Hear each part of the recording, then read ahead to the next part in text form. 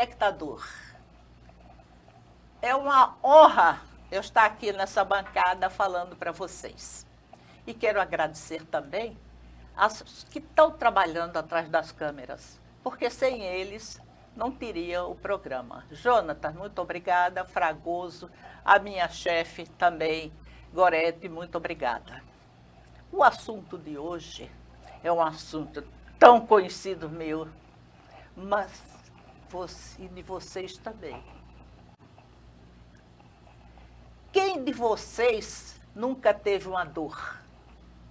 Estou falando mais puxando para a dor física, porque se a gente for para a dor emocional, não para. Quem de vocês? Não existe esse que nunca tenha sentido dor, quer seja gente, quer seja bicho, que bicho para mim é um ser diferente, é uma criatura de Deus, mas sente dor também.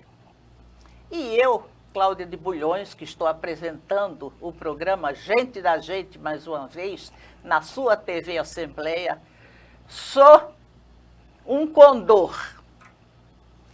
Dor aqui, dor ali, dor acolá. Mas não é mais assim, não. Melhorei muito, até voltei para cá. Por quê? Porque eu tenho a minha médica da dor. E com ela que nós vamos conversar um pouco para saber tudo sobre dor. Seja bem-vinda, doutora Sandra Santos, a minha médica da dor. Olá, Cláudia, que bom estar aqui com você, para a gente conversar e esclarecer muito o que é, né, a dor como doença. Né? Aí quando você fez esse convite, eu fiquei muito feliz, porque além de dar acesso à informação, eu vou bater um papo com uma grande amiga, que começou como paciente, se tornou aquela amiga muito especial, né? Que é a Cláudia de Bulhões. Ô, Sandra, eu chamo Sandra porque da nossa amizade. A doutora Sandra Santos, ela tem uma clínica, mas a gente não vai falar assim, propaganda aqui da clínica, não. Mas aí, da sua clínica, nos atendimentos lá, porque é enorme a clínica, qual é a maior incidência? É dor de coluna, é dor de joelho, é dor que não é dor emocional? Fala para nós. A maior incidência, né, são as lombalgias mesmo. Mas as síndromes dolorosas, ela começou a ser tratada como doença há pouco tempo na história da humanidade. Apesar de que toda a história da humanidade, principalmente a história da medicina, vem na cura e o alívio da dor. Quando a dor começou a ser tratada como doença, que já foi no século passado, século XX, né, com essa ênfase do próprio tratamento da dor, aí ficou assim, surgimento das clínicas da dor, principalmente nos Estados Unidos, e teve essa repercussão, né, mundialmente como hoje, e nós temos assim uma incidência muito alta das dores lombares, mas vem todo tipo de dor, né? Desde as físicas mesmo até as emocionais, agravando as dores físicas. E eu já me perguntaram, e eu vou lhe perguntar. Osso dói? Toda a estrutura do organismo, ela é inervada, né? Ela tem nervos sensitivos. Esses nervos, eles funcionam para nos prevenir, né? A dor, na realidade, Cláudia, a dor é um alerta de sobrevivência. Então, toda a estrutura tem os seus receptores de dor. O osso tem um tecido orgânico, que nós chamamos de periósteo, que ele é realmente muito vascularizado e inervado. Então, todo mundo já sofreu aquela dor quando como o pessoal bate na canela, é aquela dor. Aquilo ali é uma dor óssea. Dor realmente, o osso realmente tem dor. Dói. Outra pergunta. É tudo aquilo que vocês pediram para eu perguntar quando eu disse que ia entrevistar a doutora Sandra Santos, médica da dor. Pergunta assim. Só tem dor quem sofreu um problema físico? Tipo assim, apareceu uma dor na minha canela, na minha canela. É porque eu bati em alguma coisa ou eu posso ter desenvolvido essa dor de alguma maneira? A síndrome dolorosa, como dor, assim, como uma doença mesmo, né? Ela apresenta, né, assim, tanto componente, eu sempre digo o seguinte, vamos entender. As dores, elas foram classificadas como terminologia para a gente entender um pouco mais de uma dor aguda, que é aquela dor que ocorre imediatamente à lesão, e uma dor crônica, que é aquela que, na terminologia, ficou em torno de 3 meses após aquele trauma, aquela agressão. O que é que eu falo sobre a percepção da dor? Porque aí já vem a individualização da dor, a percepção da dor. Existe um contexto social, cultural, religioso, e todo o contexto que faz com que você interprete a sua dor.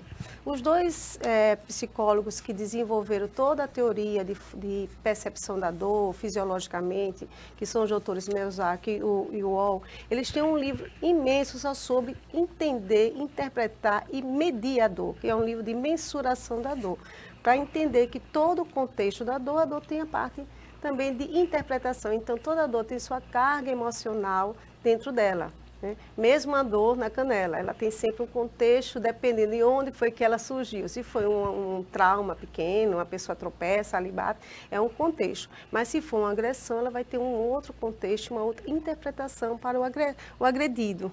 Né? Então, dor, ela tem um alerta também de vida, de contexto social, cultural, de onde você está inserido, tudo isso.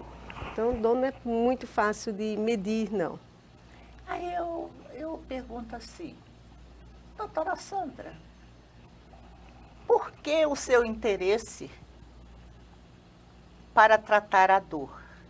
Porque você é uma grande anestesista e conhecida também como anestesista.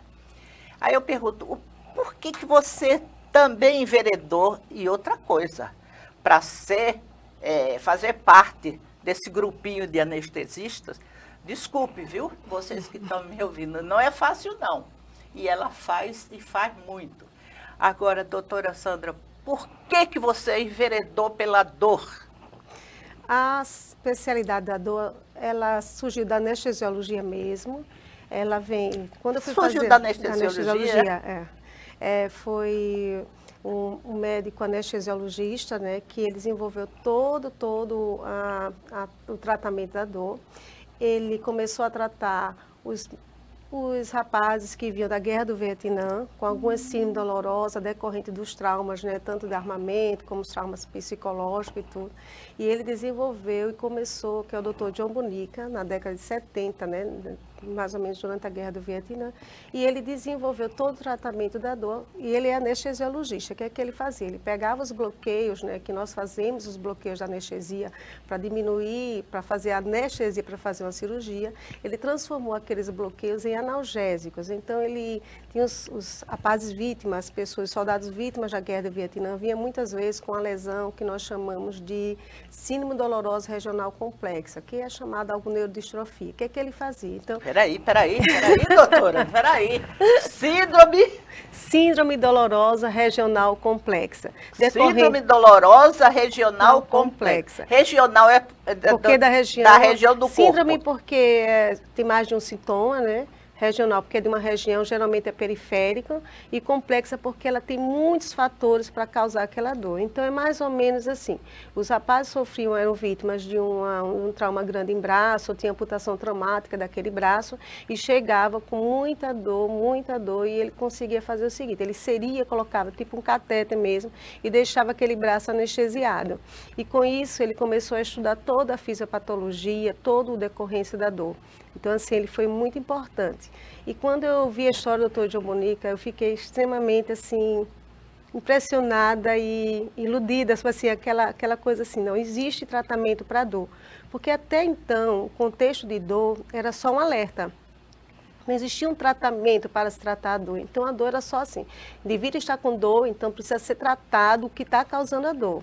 Quando esse conceito de que a própria dor era doença, que foi um conceito que o Dr. John Bonica trouxe, né, para o mundo, né, e quando eu vi aquilo, mesmo sendo anestesiologista, eu disse, não, que fantástico isso. Então, eu fui fazer minha formação aqui mesmo no Brasil, que foi uma das primeiras formações que teve em dor, que foi em Botucatu, em São Paulo, com o Dr. Lino Lemônica, que não está aqui mais com a gente, mas foi um dos grandes precursores do tratamento da dor aqui também no país. E E eu fiquei encantada com aquilo. Então, migrei da anestesiologia totalmente para o tratamento das síndromes dolorosas, primeiro com os bloqueios, depois a gente vai se aprofundando, foram surgindo medicações, foram surgindo outros tratamentos, cada vez mais evoluindo para tratamento para o controle da síndrome dolorosa. Eu não digo que a gente tem assim, a síndrome dolorosa, muitas vezes a gente tenta só o controle dela. O que é o controle? É fazer com que o indivíduo tenha uma qualidade de vida apesar da dor. Porque o mecanismo da dor ainda é muito complexo de entender, porque, como eu já falei, ele tem vários mecanismos, né, e muito fatoriais, né, desde a interpretação pessoal, o contexto da pessoa, tudo que faz com que a pessoa tenha aquela dor e como ela a interpreta no seu dia a dia. Então, nós trabalhamos muito mais com o interesse de controle da dor, que é o que hoje, né, a gente vê em todo mundo, né, no contexto de dor. Como existe dor? A dor parece que é uma coisa que não quer nos largar ou nos pertence. Mas dizem também que a dor é uma coisa muito boa, não é, minha doutora? Porque a dor, ela está dizendo que alguma coisa não está bem. A dor, primeira ação da dor é sobrevivência mesmo. Então, ela é a primeira função, a função mais importante dela. É nos salvar, nos prevenir de agressões. Existem pessoas que nascem sem essa percepção da dor, né? Mas são pessoas que morrem rapidamente, eles não conseguem sobreviver porque se tem... Peraí. Gente, para ela é tão simples, mas isso é muito complicado. Era uma pergunta que eu ia fazer. Existem pessoas que não sentem dor? Existem pessoas que não sentem dor. Mas não são normais. Não são normais, são alterações genéticas mesmo, e essas pessoas tendem a não ter uma vida muito longa, porque elas são vítimas de traumas muito intensos, pode ter uma fratura, pode ter um trauma pancada, que leva um trauma, uma hemorragia, e ela não não sente nada. E não sente nada, e com isso ela... Deus do céu! Geralmente elas morrem decorrente disso, por não sentir nenhuma dor. Então, a dor é muito, muito importante, né? Ela tem essa função de alerta. Nós aprendemos na nossa formação, né? A minha formação também, agora está tendo um outro direcionamento. A formação era que a gente tinha, que a dor, como era um alerta, a gente tem, como eu já falei, tem que tratar a causa dessa dor. E muitas vezes nós renegávamos esse tratamento da dor. A gente sempre achou que a dor era só alerta e nós não nos preocupávamos com a dor como uma doença em si, né? Como a gente está vendo algumas classificações de dor, né, que a gente hoje tem, que são definidas justamente para que a gente possa ter um tratamento mais adequado, né, e uma informação melhor sobre aquele paciente. Tipo, as dores elas são classificadas em dores nociceptivas, que é uma terminologia que a gente usa... Nociceptivas, que é uma terminologia que nós usamos para entender as dores mais comuns, as dores abdominais, tipo a cólica, a dor de barriga, essas coisas assim. Tem as dores... A gente pode dizer dores existenciais? Não, é a dor de... Dor, mas existe. Existe, né? Mas existe, a gente classifica também as dores neuropáticas. Aí vem o que são dores neuropáticas. São as dores que já faz o comprometimento dos nervos periféricos, sistema nervoso. Tipo a dor do ciático, a dor de dente, a dor de ouvido. São dores consideradas dores neuropáticas, né? É uma classificação. E nós chegamos agora, há pouco tempo, né? Que é chamado uma dor das nociplásticas. Que já é um... Nociplástica. Meu Deus, que nome complicado. Nociplástica, porque são dores que mudam a percepção e a formação do cérebro sobre ela. A mais comum da dor nociplástica é a fibromialgia mesmo, mas a enxaqueca também... Essa tal de fibromialgia é tão falada. É uma pessoa muito falada. É muito falada. Muito falada. A fibromialgia, né, a gente vê muito hoje em dia, tem assim, muitos trabalhos, muitos estudos sobre elas e sobre a própria fibromialgia. A fibromialgia é um conceito da reumatologia, tá? Veio quando ela surgiu, o nome dela, a terminologia fibro de fibrose, né, que seria uma desorganização de um tecido, mio de músculo e algia de dor, né? Então, fibromialgia seria... Peraí, doutora. Eu achei interessantíssimo e eu acho que o telespectador também. Fibromialgia, disseque a palavra, novamente. Fibro, de fibrose, que seria uma cicatrização desorganizada, né? Cicatrização desorganizada.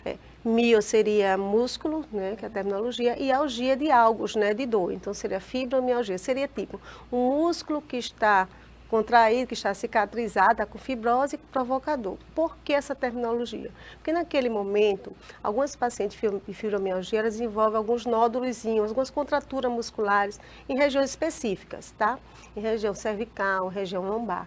Então, a interpretação de quando a gente tocava aqueles pontos, que foi o Colégio Americano de Reumatologia que determinou esses pontos, era como se fosse, não, o paciente tem fibromialgia, ela tem síndrome dolorosa nessas localizações. Hoje a terminologia, né, que eu falei que é a mais recente, que é a dor nociplástica, é porque nós sabemos hoje que na realidade é uma interpretação exacerbada da dor em locais que não provocam dor. Tipo, então, como, doutora? Peraí. É porque ela, muita informação. É muita informação e eu sei que vocês, meus telespectadores, querem aprender e gravar. A fibromialgia, a paciente portadora de fibromialgia, ou o paciente, né, é mais comum nas mulheres, de 2:1, mas tem pacientes homens com portadores de fibromialgia, é que a fibromialgia, tanto ela percebe mais a dor, como também ela tem menos controle da dor. Então, toda a resposta da dor, ela vai para o cérebro, ela ativa a região do cérebro, que manda, quando nós chamamos consciência da dor, ela manda uma resposta que é a liberação de substâncias que controlam a dor, que nós chamamos as nossas próprias endorfinas, não só as endorfinas, né? Que seria a morfina endógena. A gente libera uma série de substâncias que nós chamamos de neurotransmissores que faz com que a gente tenha o controle dessa dor. Na fibromialgia, essa percepção ela é aumentada e o controle sobre a dor é completamente diminuído. Então, e fora todo o contexto da fibromialgia, que é o contexto agora, já vem um contexto social, cultural, psicológico, econômico, né? Até onde essa pessoa está inserida, né? A gente está vendo hoje um contexto, uma síndrome que a gente chama assim, síndrome social mesmo. Como é que eu diria isso? A doença social, é assim, como é que eu interajo, como é que eu tenho na minha vida a minha interpretação sobre o outro, sobre os outros no meu trabalho, os meus vizinhos, os meus amigos e até a própria família. E como eu acho que pensam sobre mim. Sim, sim. Não é? Porque isso, eu acho você, doutora Sônia, uma pessoa muito humana. A sua medicina é uma medicina humanista, sabe? É uma medicina que você olha a pessoa como um todo. Você não olha a dor. Não é? Quem trabalha com a síndrome dolorosa, nessa percepção que eu trabalho, né? Eu tenho 30 anos de formada, né? E sempre estudei, me dediquei a estudo da dor e vi toda a evolução, tanto da farmacologia da dor, como também na fisiopatologia da dor. E você colocar uma pessoa que tem síndrome dolorosa só num contexto, né, fica muito difícil você não inserir. Então fica difícil de você interpretar e você cuidar. Até o uso das medicações, os tratamentos, você tem que interpretar, porque são individualizados mesmo. E tem que ser. Né? Tem que ser, porque cada pessoa vem de contextos diferentes, como eu já falei, sociais. A sua fé, até a sua fé interfere na sua percepção de dor. Então, dor não é uma doença, né? Uma doença fácil de ser tratada se você for tratar em uma única dimensão. Você tem que tratar o indivíduo como um todo. Eu digo assim, não é um ombro doloroso, é o ombro doloroso do seu João. Entendeu? É o seu João que tem um ombro doloroso. É Dona Maria que está com as costas doentes. É mais ou menos assim. Não dá para você dizer, não é uma dor lombar, né? É uma dor lombar em uma pessoa específica com toda a sua história e com toda a sua interpretação da vida. Então, eu não aprendi a diferenciar isso, né? Porque se a gente for só tratar o indivíduo, tratar só a dor lombar, a gente não trata a Dona Maria. Tá tratando. Sandra, estão tentando aqui me fazer pergunta, mas não tem condição de responder agora. Aí eu pergunto, quem quiser perguntar alguma coisa, pode acessar o seu Instagram? Pode, sim, pode. Você pode dar o nome do Instagram? E eu duvido, é capaz dela nem saber. Não, é doutora Sandra Santos, só que no finalzinho é com 2 S, Santos S, assim, doutora Sandra Santos, né? E aí Será que você podia colocar aí, para a gente ver se está certo? é o arroba doutora Sandra Santos. Arroba doutora Sandra Santos e 2 S no final. Doutora Sandra Santos, 2 S no final. No final. Vamos ver como é que saiu, porque isso é importantíssimo, porque nós não podemos ficar dando resposta agora, porque tem muita coisa. Certo? Agora, doutora Sandra, você como médica humanista, você também, vamos dizer assim, não partiu só para remédio. Não. Você acupunturista. A acupuntura é uma das partes muito importantes do meu tratamento. Eu acredito que hoje 90% dos meus tratamentos tem a ver com a acupuntura. A acupuntura é uma parte da medicina tradicional chinesa, né? A medicina tradicional chinesa ela é imensa, né? Ela trabalha com muitas outras partes, com tanta medicamentose e tudo. Mas a medicina chinesa tem uma visão muito, muito integrativa do indivíduo. Eu sempre gostei muito da percepção da medicina chinesa do indivíduo como um todo. E a acupuntura me ajuda bastante na interpretação da síndrome dolorosa, no tratamento. Por quê? Porque é que o chinês entende sobre síndrome dolorosa? Ele sempre entende que é uma estagnação, eu vou usar o termo energia, mas é o termo que foi traduzido, né, para nós aqui, para o mundo ocidental, mas ele sabe que a síndrome dolorosa é uma estagnação, é um bloqueio. Tanto é que ele não trabalha com doença em si, ele trabalha com um padrão de desarmonia. Então o indivíduo tem o seu padrão, né, cada um com a sua individualidade, e esse padrão é que vai estar ou aumentado ou diminuído de acordo com a sua síndrome dolorosa e como aquele corpo responde àquela síndrome dolorosa. Na maioria das vezes é estagnação mesmo, né, que eles chamam de estagnação da energia daquela situação. Mas tem o seguinte, não é eu fico até assim meio parada porque eu acho a acupuntura um negócio seríssimo. Eu faço acupuntura com a doutora Sandra. Agora tem uma coisa, tem locais que quando coloca a agulhinha, a gente não sente nada. Mas tem locais, não é que doa não. Não estou dizendo que dói, mas a gente sente. Por que tem locais que a gente sente mais do que outros? O princípio da medicina da acupuntura é estímulo desses pontos, né? Esses pontos de acupuntura que nós sabemos que alguns têm a similaridade com os nossos receptores periféricos de dor, mas não só de dor. Nós temos os receptores neurológicos, nervinhos, que fazem com que nós percebamos tanto dor, mudança de temperatura, mudança de pressão barométrica, se a gente está no nível do mar, se a gente não está, até a umidade relativa. Nós somos animais assim, fantásticos em relação... Somos muito sensitivos. Sensitivos, né? É um corpo que se predispõe assim, por isso que eu sempre digo, a gente não dá para você trabalhar, cuidar de alguém só vendo ele uma doença, né? A gente tem que entender que ele é como é que uma estrutura, um ser, né? Assim, lógico que tem um humano aí que é o pensar, e as emoções, mas é uma estrutura física, orgânica, que percebe todo o seu mundo. Então, o chinês interpreta como uma estrutura holística, né? Assim, do indivíduo como um todo, né? Ele vê o indivíduo em toda a sua integralidade. Os pontos de acupuntura, eles quando são estimulados, eles realmente provocam uma sensação que o chinês chama de deti. Algumas pessoas percebem... Deti. Eu não sei falar o chinês, né? Deve ter alguma entonação diferente aí tudo, porque o mandarim tem as suas peculiaridades, né? Que não. Mas o que é que eu vejo no meu dia a dia?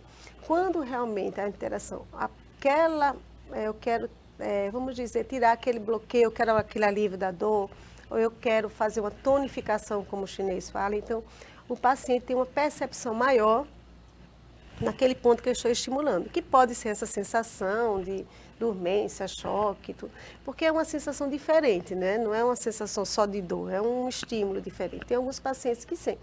A maioria tenta não, assim, tem pontos que são mais perceptíveis nisso. O chinês diz o seguinte, se aquele ponto que corresponde ao que eu quero tratar está precisando, ele mesmo tem essa resposta. Então, é uma resposta normal. Às vezes, é porque o que é que nós temos assim na nossa cultura, né? A cultura nossa com agulha é muito complicada, né? Mas isso é no mundo ocidental. Quando a medicina chinesa a acupuntura foi introduzida nos Estados Unidos, ela inicialmente teve a resistência, mas depois ela teve assim uma quantidade grande, grande mesmo, aumentou exponencialmente o uso da acupuntura como tratamento. O que é que eu vejo aqui no Brasil? Está desde 1988, desde depois da Constituição, né, ela é inserida no SUS. Eu faço acupuntura no Pan Salgadinho e eu tenho uma quantidade grande de pacientes, é uma lista grande que chega, não tem só eu fazendo, lógico, tem outros colegas acupunturistas, mas a gente vê grandes, grandes resultados e os pacientes, um relato muito bom da resposta, tanto da síndrome dolorosa, que é a mais comum, tratamento da acupuntura, mas a acupuntura serve para outras doenças mesmo, né? Não apenas a síndrome dolorosa. Ela é um complemento muito bom, tanto para o tratamento, a dor, como também para a diminuição da ansiedade, o controle do sono, a qualidade. Diminui um pouco de tomar remédio. Diminui bastante, né? Porque como os chineses estudam isso em forma empírica, né? A gente não sabe como é que eles aprenderam, mas assim, funciona perfeitamente. E aí meus pacientes, o relato, a acupuntura até algumas vezes, Cláudia, ela me surpreende, às vezes até diz, não vou fazer nesse paciente. E o paciente às vezes insiste, quando eu faço, as respostas sempre são muito boas, muito, muito boas mesmo. Ô Sandra, em média, qual é o máximo de agulhas que pode colocar no ser humano? No ser humano. Porque ela coloca aqui. Eu acho que é porque eu já não sou muito agitada, não, né? Ao contrário, sou calma. Né? Coloca aqui, coloca aqui, coloca aqui. Tem dias que eu às vezes, me olho assim, sem olhar, parece aquelas coisas que a gente usa cheio de agulha aqui para... Não existe uma quantidade, né, Cláudia? O que é que geralmente eu faço no meu tratamento com a acupuntura? Eu não só, porque a acupuntura tem um princípio diferente. Não são os pontos locais que funcionam melhor, tem os pontos à distância que funcionam, porque o interesse é voltar a um padrão, tonificar aquele padrão que está desarmonizado. Olha que coisa importante. Então, assim, a acupuntura, quer dizer, que harmoniza os nossos padrões. Nossos padrões. Cada pessoa tem o seu padrão que domina. A gente, né? pode dizer que harmoniza os chakras? Aí a gente já vai entrar por outro caminho, né? Deus do céu. É porque eu gosto de puxar tudo dela. É porque eu não gosto dessa relação da acupuntura como também uma coisa mística. A acupuntura é ciência mesmo, ela funciona perfeitamente. Ela teve uma evolução muito grande quando um dos jornalistas que foram em 1972, quando o presidente Nixon foi visitar a China, esse jornalista teve um problema, né? Ele teve um apendicite e foi tratado, não apendicite, a apendicite foi operado cirurgicamente, mas ele foi tratado um pós-operatório com a acupuntura. E ele foi uma revolução da acupuntura no mundo ocidental, porque quando ele chegou, ele fez um artigo no New York Times, aí é relatado toda a história da acupuntura no mundo, né? E esse artigo foi assim que deu o boom da acupuntura no mundo ocidental. E a gente teve também um outro estudioso, que é chamado Dr. Pomeranzi, que ele começou a estudar a acupuntura em cavalos. E com isso tirou aquela ideia de que a acupuntura era sugestiva, que a acupuntura era muito aquela parte mística da acupuntura. A acupuntura é uma ciência perfeita, ela estimula nossos pontos, nossos receptores periféricos, nós sabemos que nós temos, e faz com que isso acelere um processo de autocura. Todo mundo harmoniza, né? Aí eu pergunto a você, quando o paciente chega a você, porque, claro, primeiro tem que ter algumas consultas, né, você não vai chegando e você, sem saber, vai agulhando, como você disse. Eu aprendi o termo, agulhando. Não é assim. Você é capaz de, quando o paciente sentar... Olha, é capaz, foi pesado, viu? Mas a gente entende. Quando o paciente senta de frente a você já saber praticamente quais os pontos que ele vai necessitar. Eu estou formada... Pela sua sensibilidade. Eu estou formada em medicina tradicional há 30 anos. Aí fiz a especialização em anestesia, né, a residência médica. A anestesia naquela época eram 2 anos. E depois fui fazer a parte da dor. Quando eu estava, a minha história com a acupuntura também é interessante, porque eu tive uma dor realmente que tentei tratar, tanto com meus colegas, e quem resolveu foi a acupuntura. E fiquei impressionada como a acupuntura funcionava naquilo, né? E eu fui estudar a acupuntura. A acupuntura é uma forma realmente de interpretação. O diagnóstico da acupuntura é muito preciso. Lógico, eu estou com 28 anos que eu faço acupuntura, né? Então, assim, eu conheço a minha leitura com os pacientes sobre síndrome dolorosa. É uma leitura muito... Ela me fez ver o indivíduo como um todo. Então, eu não tiro do paciente, eu sempre faço os 2 diagnósticos. Eu faço o diagnóstico da medicina normal, nossa medicina, que é perfeita, que evoluiu, que eu também não sou contra, acho fantástica toda a evolução que nós tivemos da medicina, mas a medicina chinesa complementa muito, muito o meu diagnóstico. Geralmente, eu consigo fazer os pontos que eu já acredito que vai dar uma melhorada naquele paciente. Tanto é que eu faço geralmente até na primeira consulta mesmo. Eu gosto de fazer a sessão de acupuntura, eu não gosto de esperar para vir outro dia não, porque ali eu já tiro uma boa coisa da síndrome dolorosa, já dou uma... Importantíssimo. Toda vez que eu vou lá na desembargador Valente de Lima, número 50, ali na sua clínica, que é cheia, a gente tem que esperar, né, pela vez para fazer a acupuntura. E você é uma profissional que você não fecha, você também orienta para fisioterapia. Às vezes você diz, vai fazer precisa da fisioterapia. Eu acho isso fantástico, porque tem profissionais que fecham. E na Desembargador Valente de Lima, número 50, ali você também tem fisioterapeutas que você confia. Tratar dor, Cláudio, não dá para tratar dor, como eu já falei, em uma única dimensão. O tratamento de dor ele é multifatorial e multidisciplinar. Ele precisa do médico especialista em dor, eu preciso de outros colegas, eu tenho uma rede de colegas de amigos que eu converso, que eu encaminho o paciente, que nós conversamos, nós retornamos entre nós mesmos para ver qual é o melhor tratamento terapêutico para aquele paciente. Não dá para tratar paciente de dor crônica, né, que é uma terminologia que eu falei de muito tempo, e a complexidade dessas síndromes dolorosas crônicas, ela requer também uma multidisciplinaridade. Mando sempre para psicólogo também, gosto de tratamento com psicólogo, porque o indivíduo precisa se conhecer, porque síndrome dolorosa também tem muito de ver de que autoconhecimento, de autoformação.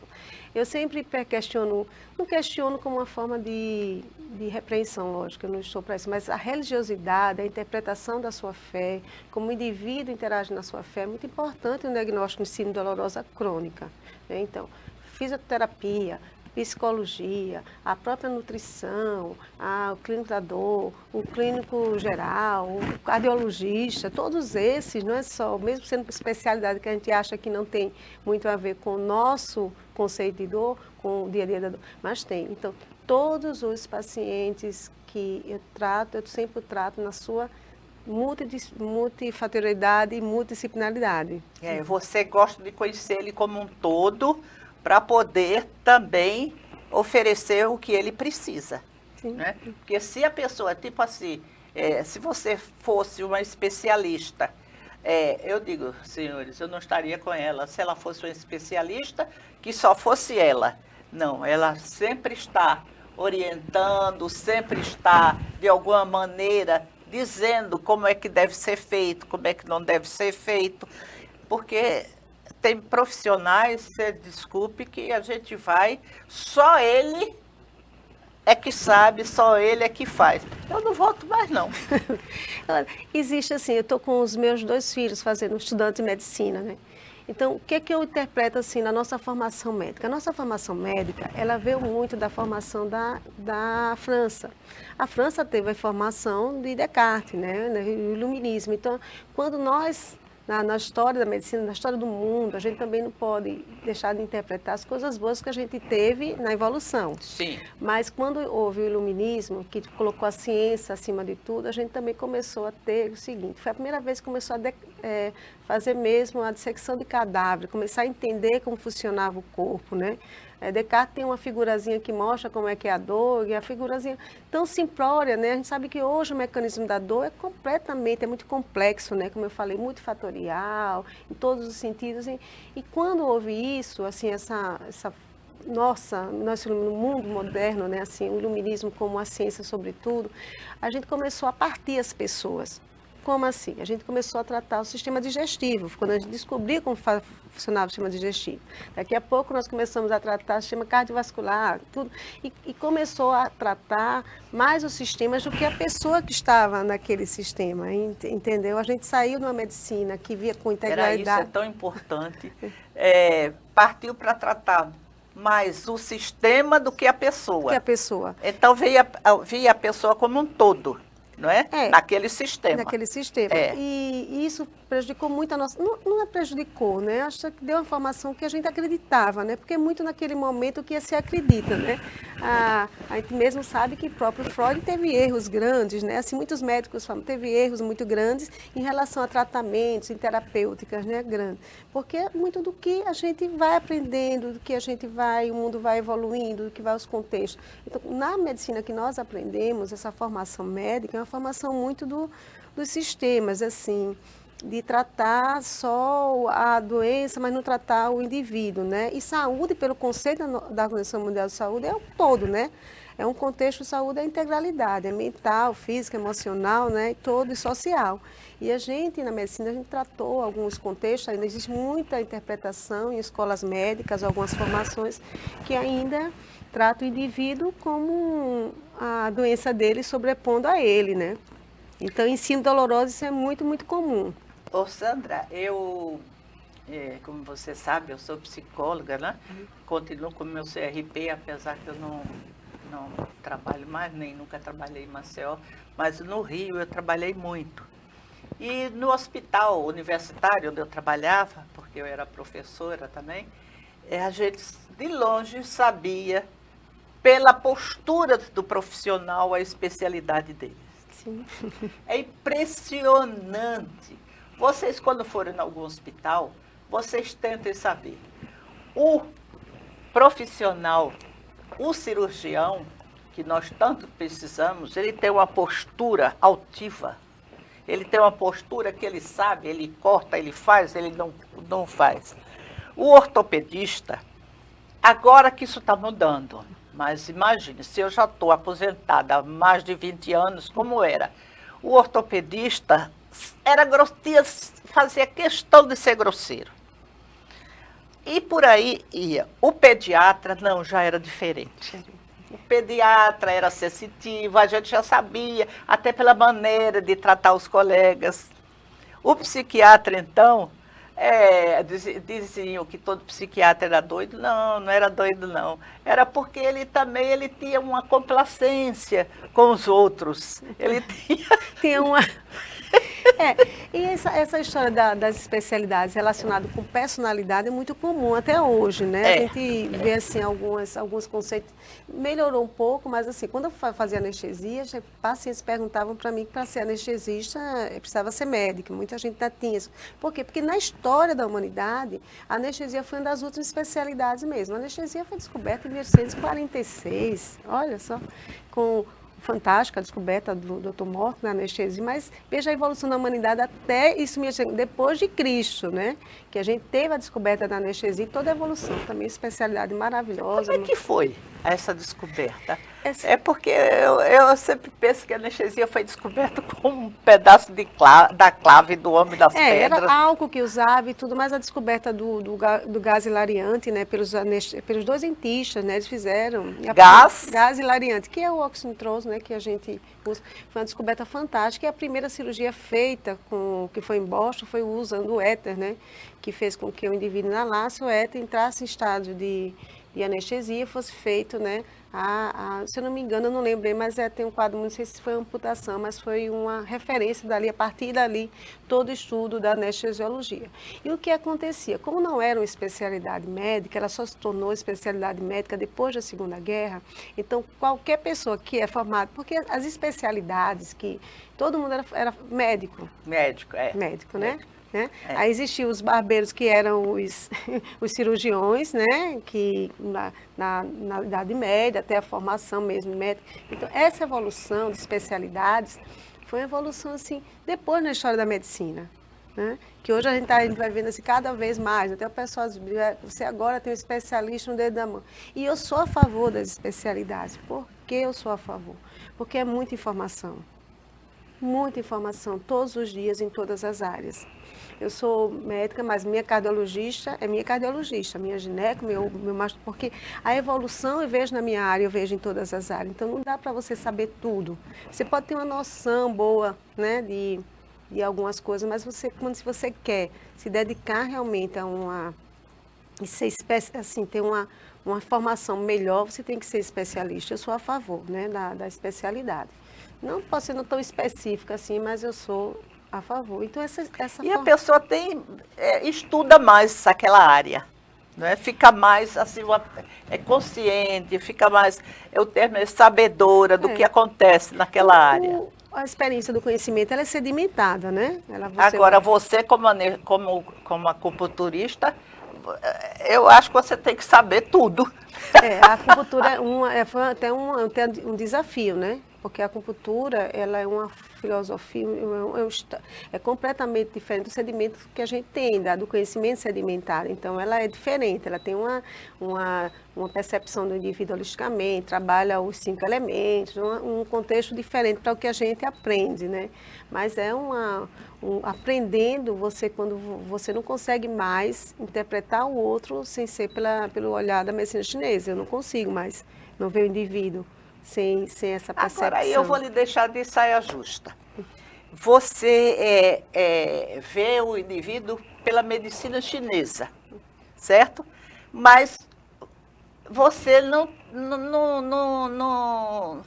não simpatiza quando eu digo que você trabalha com os chakras. Como que é isso? Agora você me deixou meio confusa, viu? Né? Assim, porque eu não tenho entendimento dos chakras como você fala. Eu tenho entendimento de medicina chinesa, com que a medicina integraliza o indivíduo. Por exemplo, deixa eu explicar melhor. A medicina chinesa, ela transforma as emoções como causadoras de desorganização, desarmonia, tá? Então, para a medicina chinesa, tristeza profunda, alegria exacerbada, medo, né? Essas raivas, né? A mágoa, né? Nem a raiva, a mágoa, tudo isso são fatores patológicos, né? Que pode causar a doença. Ele pode fazer com que o indivíduo a doença. Então, são emoções que causam a doença, né? A gente, na nossa percepção no nosso mundo ocidental, na medicina ocidental, a gente não tem tantas doenças como causadoras, né? Isso até o doutor Antônio Damasio, que é um dos melhores fisiologistas do mundo, ele tem trabalhado algumas doenças relacionadas com as emoções, né? Pressão, hipertensão, com raiva, algumas coisas. É o que eu vejo mais próximo, né? Mas nós não interpretamos assim, né? A medicina chinesa faz a interpretação. Quando você fala para mim de chakras, eu entendo mais como se fosse uma coisa muito mais de espiritualidade, entendeu? Não entendo como uma coisa física. Física, né? Mesmo. Eu sei que nós temos o nosso contexto, né? Nós temos mente, corpo e alma, né? Certo. Eu sempre falo que onde o indivíduo acredita, nós somos país católico, né? Cristão, né? Assim, mesmo com a diversidade, um país laico, mas a gente vê, mesmo sendo religiões diferentes, mas o princípio maior é o cristianismo mesmo, né? Então, o cristianismo, ele tem uma interpretação também sobre a dor, sobre o sofrimento, sobre isso como até uma forma de, como é que se diz, de penitência e punição, né? A interpretação também sobre isso faz com que as pessoas, às vezes, tolerem mais síndrome dolorosa, tenham uma percepção do sofrimento, que ela é merecedora daquele sofrimento. Nós somos criados castigo, não é? E dor. Dor é um castigo. Uhum. Aí é que está o problema, porque isso vem da origem da nossa religião católica, né? Que as pessoas... Eu não estou colocando você de saia justa, é o meu pensamento, né? Porque aí a pessoa está sofrendo porque fez alguma coisa. E se fizer castigo e erro, né? Se você errar, ou seja, sair dos padrões impostos por aquela religião, você vai ter um castigo depois. Aí eu não estou lhe colocando nessa, entendeu? Até como psicóloga, a gente trabalhava muito isso. Porque como é que eu não posso errar? Não posso errar. Ao mesmo tempo que eu tenho um ser superior, que é Deus, que a tudo permite e a tudo, vamos dizer assim, ele permite, a tudo ele Sim. aceita, né? Como é que a gente, se fizer uma coisinha errada, amanhã eu castigo? Aí, não posso fazer não, porque senão vou ser castigada. Que religião danada é essa? Não, controle, aí a gente né? já vê uma mudança, né? Que as pessoas podem fazer as coisas porque Deus é bom. Deus é bom. O meu Deus não me castiga, não. Sim. Eu que me castigo. Sim, pelas suas escolhas, né? Pelas minhas escolhas. Sim. É o meu livre. Aí é que entra, Sandra. Eu não estou lhe colocando em saia justa. Aí é que entra o livre-arbítrio. O livre-arbítrio, que é o Jorge Luiz Borges, tem uma citação dele, né? Que eu gosto muito, assim, que eu acho muito, é que ele faz o seguinte: será que é o inferno uma chantagem, né? Isso. Não é isso? Aí ele fez. E o céu, se eu não me engano, o céu é uma chantagem e o inferno, ele faz essa dualidade entre por que a gente tem que ficar o tempo todo, né? Entre isso, para um céu que não existe, né? Assim, não existe assim, que a gente acredita que existe, né? Que a gente acredita dessa forma. Não que a gente acredita. O que eu vejo, Cláudia, assim, no meu dia a dia de consultório, síndrome dolorosa, eu vejo muito, assim, o sofrimento, principalmente em mulheres, né? Lógico que a dor nosplástica que eu falei, que é a fibromialgia, que é a mais comum, né? Fora as dores lombares, né? Mas a fibromialgia é uma dor muito comum no meu dia a dia, no consultório. E eu vejo muito essa mulher, que é geralmente a minha faixa, a mulher adulta, né? A partir dos 35 anos de idade, uma mulher que vem uma história essa mulher que é uma mulher que trabalha fora de casa, tem filhos, tem marido, tem a casa. Tem que dar conta de tudo. E eu acredito que, assim, na minha percepção hoje de trabalhar com fibromialgia, o que é que eu acredito? Eu acredito que a fibromialgia foi aquela, assim, essa mulher que nasceu, né, que é a geração Z, né, que eu me incluo a geração Z, que é essa mulher que nasceu para ser essa liberdade, que é uma liberdade de escolha. Eu digo assim, a liberdade de escolha, mas a liberdade de escolha que ela teria que trabalhar, que ela teria que ter um sucesso profissional, que ela teria ao mesmo tempo que ter família. Então, a mulher que teria tudo isso para ela ser feliz, que era um conceito que era assim, ela imposta a felicidade dela pelos conceitos que nos foi dado. É muito conceito. Muito conceito. E muita exigência. Então, assim, tem que entender que as pessoas podem fazer, que ela tem que ter, que eu penso hoje como mulher, e vendo as minhas pacientes, muitas com síndrome dolorosa, principalmente fibromialgia aqui, o conceito deveria ser o seguinte: você tem a liberdade para você escolher o que você quer fazer. Se você quer ficar dentro de casa, cuidando da sua família, que é um trabalho árduo, um trabalho muito grande, é um conceito. E tudo bem. Se você quer trabalhar, se você quer se realizar pintando, você quer ser como cantora, com qualquer conceito, essa é que é importante. Não prender a mulher num conceito estrutural hoje, que para ser uma mulher feliz, ela tem que ter trabalho, tem que ter um monte de coisas que a sobrecarrega. E ser perfeita. Perfeita. Perfeita. Né? E sobrecarregada. Outra coisa, Sandra, é porque as minhas não são entrevistas, são bate-papo, não é? E a mulher ainda tem que ser uma grande amante, não é? Também é outro peso. Não, agora que está mudando, eu não estou deixando nem você falar, porque eu não quero lhe colocar nessa saia justa. Não me coloque. Pelo seguinte, agora que está mudando, essa coisa dessa obrigatoriedade da mulher. O homem podia bater na mulher, marido e mulher, ninguém mete a colher, não é? E hoje, isso, ocasiona dor. Muito Porque a mulher tem mais dor do que o homem, não tem? Ela tem. Ou se trata mais do que o homem? Ela se trata mais que o homem, mas assim, no meu dia a dia, meu consultório são mais mulheres mesmo, nessa faixa etária que eu falei, assim, né? Que antes eu tinha, principalmente com a dor nociplástica, né? Que é a fibromialgia, o que eu vejo é uma mulher aprisionada nesse conceito de ser a perfeita. Geralmente ela é aquela mulher que trabalha, um péssimo relacionamento no trabalho, o trabalho sobrecarrega, em casa sobrecarrega, os filhos sobrecarrega, é uma mulher que vive ali aprisionada no conceito e ela começa a só engolir. Então, quando ela explode com a síndrome dolorosa. Mas a culpada é ela mesma.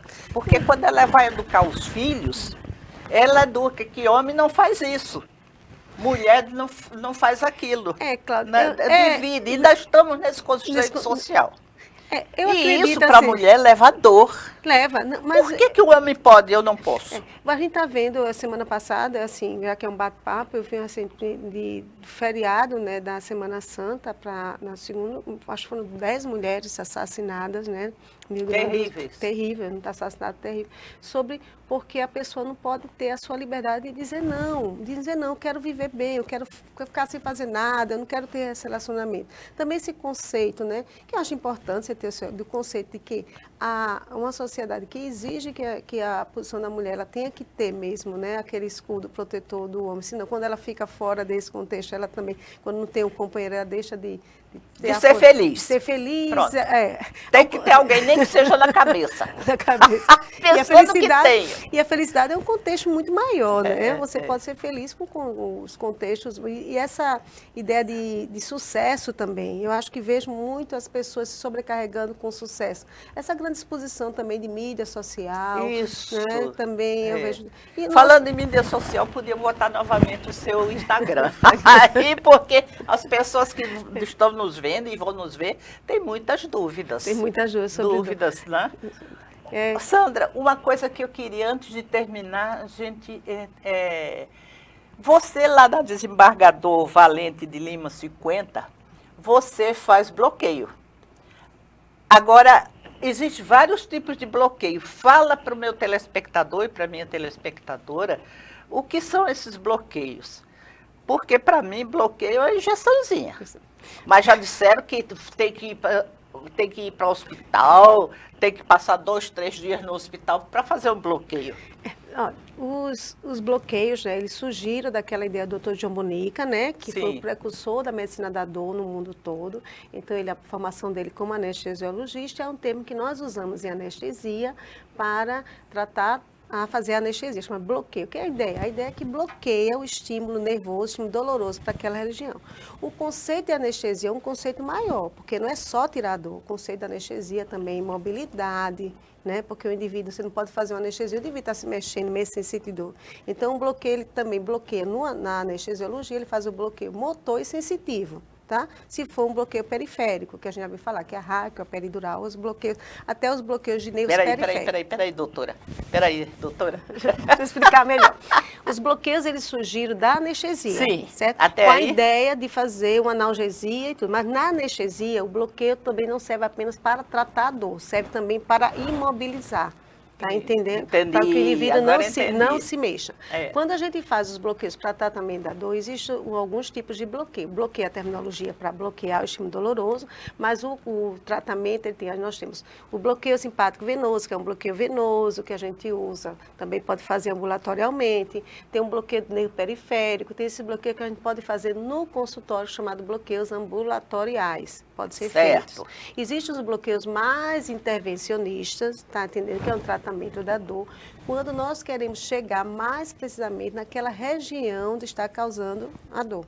Geralmente esses bloqueios mais profundos são bloqueios de eixo, quer dizer, geralmente são bloqueios que vão fazer bloqueio do eixo, que eu digo, da coluna vertebral. Então, quando a gente faz o bloqueio no consultório, a gente faz um bloqueio tipo bloqueio periférico. Tá? Entendi. Quando a gente quer fazer um bloqueio do eixo, que é um bloqueio de diminuir, porque o nome do bloqueio não é realmente, é o nome que nós usamos para isso. Para poder eu entender como leiga, né?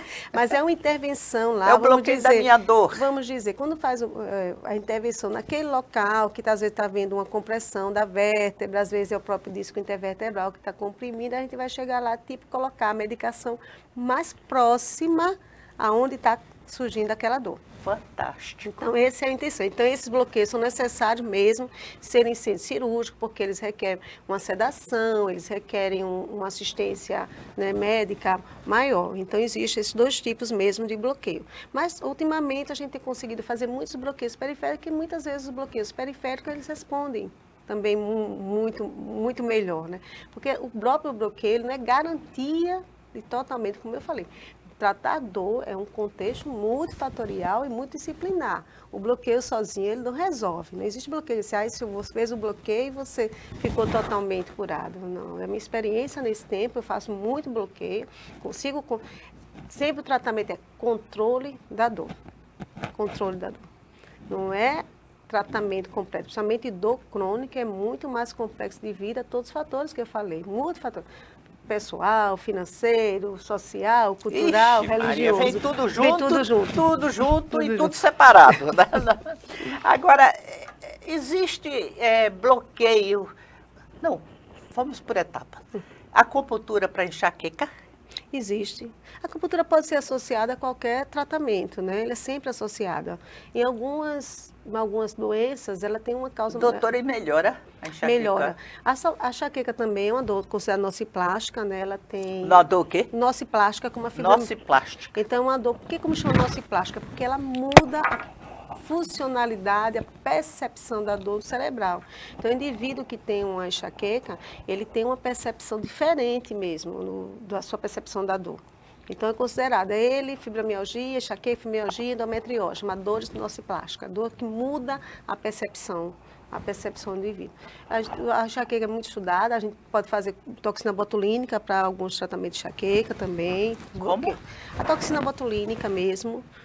Isso não é botox? Botox, para tratar enxaqueca. Algumas Certo. pessoas têm indicação, respondem muito bem, mas como tudo, o botox, existem vários tratamentos hoje, de medicações específicas mesmo, existem bloqueios para tratamento de enxaqueca, existe a acupuntura, tudo é aquele contexto. Existe bloqueio para enxaqueca? Existe bloqueio para enxaqueca, dependendo do tipo de enxaqueca.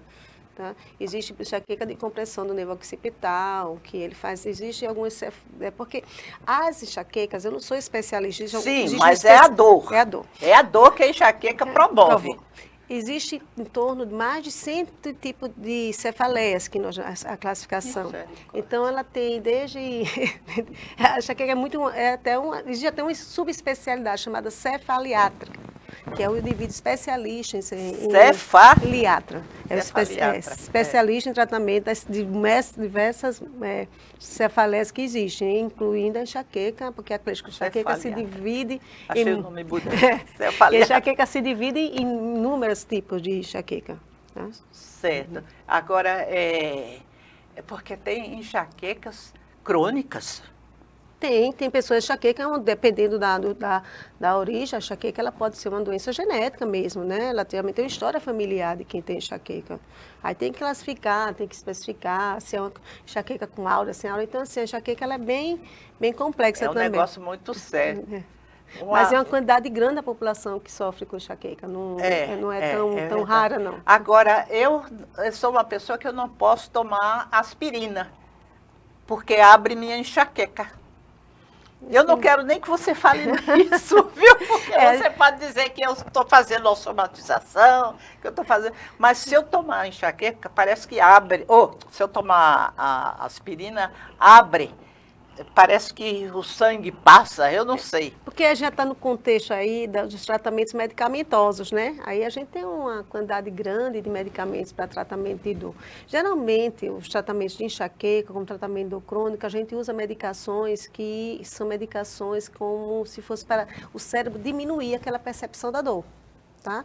A gente usa as medicações como os antidepressivos, que são medicações que fazem com que o estímulo doloroso seja interpretado diferente, tá? A gente fala assim, ele dá uma dessensibilização do cérebro. Quem tem dor Dessensibilização. Porque quem tem dor crônica é aquela coisa assim, o tempo todo aquele estímulo. Então o cérebro termina só interpretando a dor.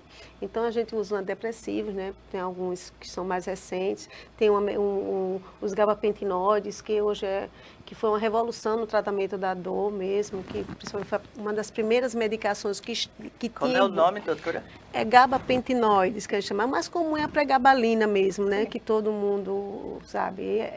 E ela foi a primeira medicação que tinha escrito mesmo em bula, né?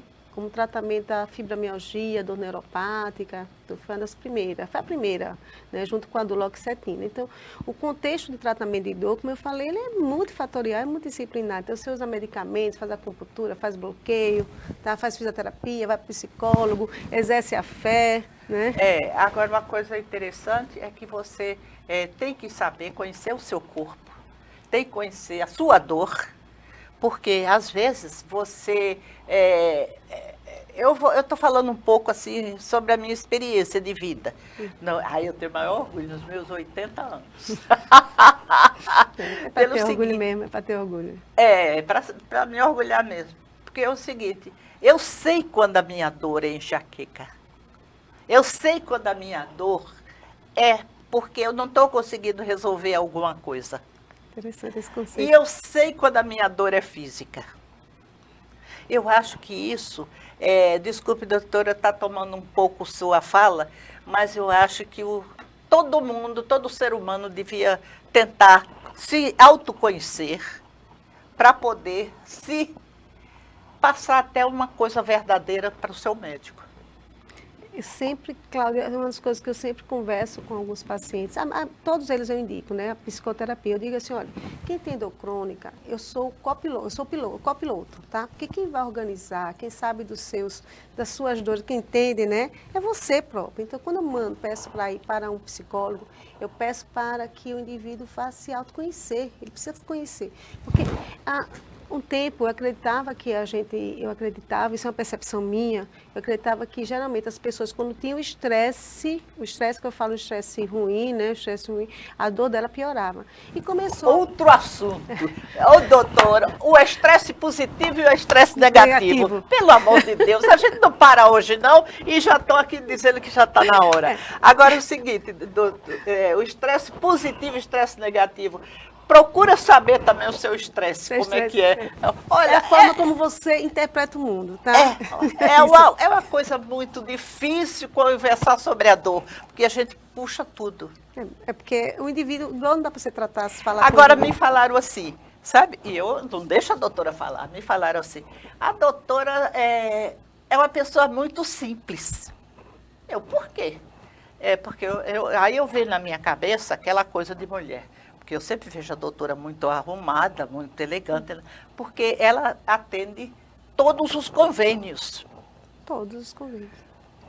E as pessoas, os profissionais, quando chegam num determinado status, aí não querem mais atender convênio.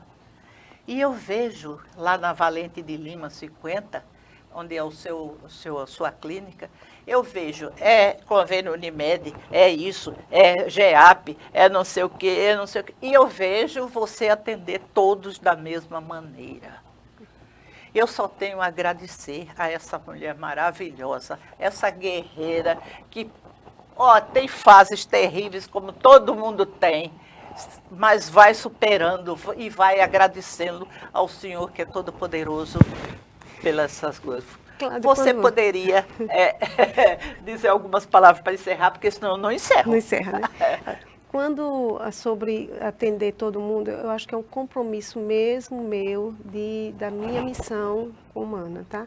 Trabalho com dor, sempre gostei de trabalhar e eu não quero limitar as pessoas. Eu trabalhando, tendo todos os convênios, as pessoas que não têm acesso a mim, não conseguem chegar a um tratamento da dor adequado e com o direito que todo ser humano tem, né? Então, é minha obrigação mesmo. Eu me sinto até abençoada por ter esse privilégio de tratar. Então, isso aí já está... E uma coisa sua, você faz o que quer. Não é? O que quer quer dizer, é a maneira de dizer, né? Apesar de Sartre dizer que o indivíduo só é livre quando não faz o que não quer, né? Mas a gente faz o que... Mas a intenção é essa. Então, síndrome dolorosa é uma das coisas assim, mais terríveis para o humano. Como eu falei, a função da dor é nos salvar, nos tornar a vida, nos fazer nos sobreviver. Quando você tem uma dor que passa disso, que você tira o ser humano, né? Tira o ser humano. Então, assim, eu sempre me sinto muito abençoada pelo privilégio de poder cuidar, e você cuida, eu cuido de gente, cuido de pessoas, eu gosto de pessoas, eu acho que é minha obrigação, minha missão. E eu me sinto privilegiada essa. de ter na nossa bancada a doutora Sandra Santos, a médica da dor, que, olha, o consultório dela é muita gente, mas a gente não vê ninguém falar mal. Pode ser até que eu não tenha tido essa experiência, né? De alguém deve falar, né? Tem que ter, né? Mas eu agradeço você estar aqui na nossa bancada da TV Assembleia, no programa Gente da Gente. Agradeço a vocês que estão por trás das câmeras, nos orientando e até repassando o que telefonam e pedem. E desejo a você tudo de bom, porque você sempre dá a seus pacientes tudo de bom que você pode dar. Muito obrigada. Muito obrigada. Muito obrigada pelo privilégio, né? Estar aqui e esclarecer tanta coisa sobre dor, né? É verdade. Dor, nunca mais.